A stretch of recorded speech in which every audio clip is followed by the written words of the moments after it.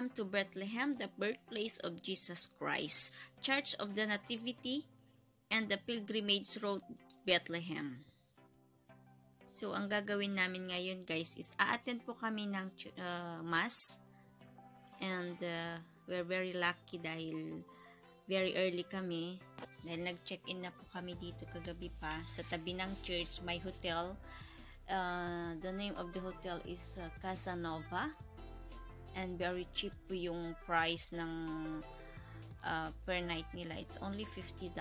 So, very affordable guys. So, sa mga nagpaplano po na pumunta dito sa Bethlehem, you can contact the Casanova Hotel. And this is now the church guys. Dito yung loob. So, andyan po yung mga kasama namin. Nauna na po sila. And 4:45 po yan. Sobrang aga po nila. Kala ko kami na yung maaga. Hindi pala.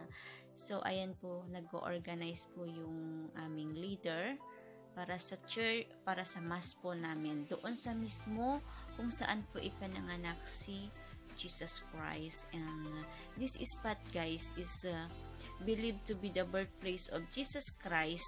For some 200 years ago, the Church of the Nativity is one of the most sacred Christian sites in the world since at least the 4th century AD up to the present. As we can see in the inside of this church guys, is very clean and very solemn. So, talagang mini-maintain po nila yung kagandahan sa loob, kalinisan, dahil ang dami pong pupunta dito na mga turista. Wala ka lang kayong makitang masyado ngayon dahil kami po yung pinakamaagang pumunta para hindi po kami sasabak sa very crowded. Dahil pag Christmas po dito, sobrang crowded po ang tao dahil mula po sa iba't ibang bansa po ang pumupunta dito sa church na to. So guys, yan po yung mga ibang nandyan sa wall ng church dyan sa Bethlehem. So, this all my friends na bagong kakilala lang po. And we are enjoying our trip in this church. Dahil alam nyo na guys, bihira lang po kami makalabas. So, kailangan po namin i-enjoy yung moment. And wag niyo po akong i-bash kasi kumukuha po ako ng video sa loob ng simbahan. Pero wala naman pong misa dyan na nagaganap. Mga iba nag-pray lang po sila or umupo lang kami. And now guys, this is the most exciting place and very solemn place. Ito po yung lugar kung saan po makikita po natin saan po ipinanganak si Jesus Christ. Pinapaniwalaan na dito po pinanganak si Jesus Christ. Dito sa pupuntahan po namin. Bali pababa po yan, may hagdan, and dyan po i-held ng mass ng mga pare. And sorry guys because hindi po ako masyadong nakakuha ng magandang video sa loob, pero I have meron po akong shots dyan na kitang-kita naman po dun sa loob. Yung star kung saan po pinanganak si Jesus Christ. So, this is my second time na pumunta dito para mahawakan or mahalikan man lang yung saan yung place na ina-adore po ng maraming tao, mga Christians na yan po guys. Kita nyo po, dyan po daw po ipinanganak si Jesus Christ. So, very blessed po tayo at isa po tayo sa mga nakarating dyan. At makita po kung saan po ipinanganak po ang ating Savior na si Jesus Christ. And very, ano po ngayon dahil Christmas time, so maraming taong pumupunta dyan. Ewan ko kung ano yun, caretaker yata yun guys. Medyo stricto siya. Yung isa dyan nakipagsagutan nga dahil ayaw niya kaming palapitin doon. So sabi nung isa, may kasama po kaming Arab woman nakipagsagutan dahil pumunta nga kami dyan dahil gusto namin makita. Parang pinagbabawalan po kami. Pero okay naman in the last minute, okay naman, naging okay naman po siya. So, ngayon, meron pong ano dyan, magmamas po yung pare na kasama po namin. Magkakandak po siya ng misa. And this is my first time to attend a mass in this church. Kasi nung una kong punta diyan, nakipila lang po kami at humawak dun sa star. Ngayon may misa po. So, very solemn and very blessed po at nakaano ako ng misa dito sa loob ng simbahan. Yan po guys. So, very ano lang po. Yan yung kasama namin na pare na ang parokya niya ay sa Nazareth yata. I'm not sure.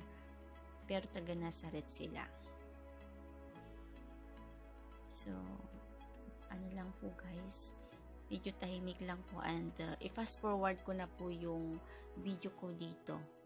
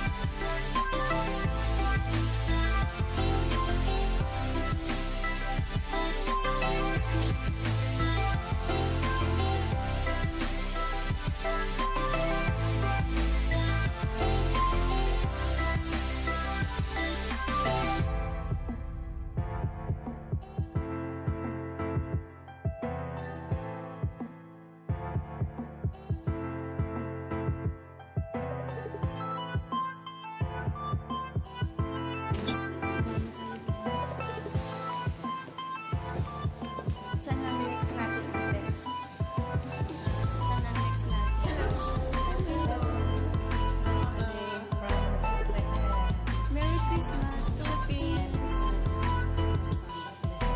Hindi mo ito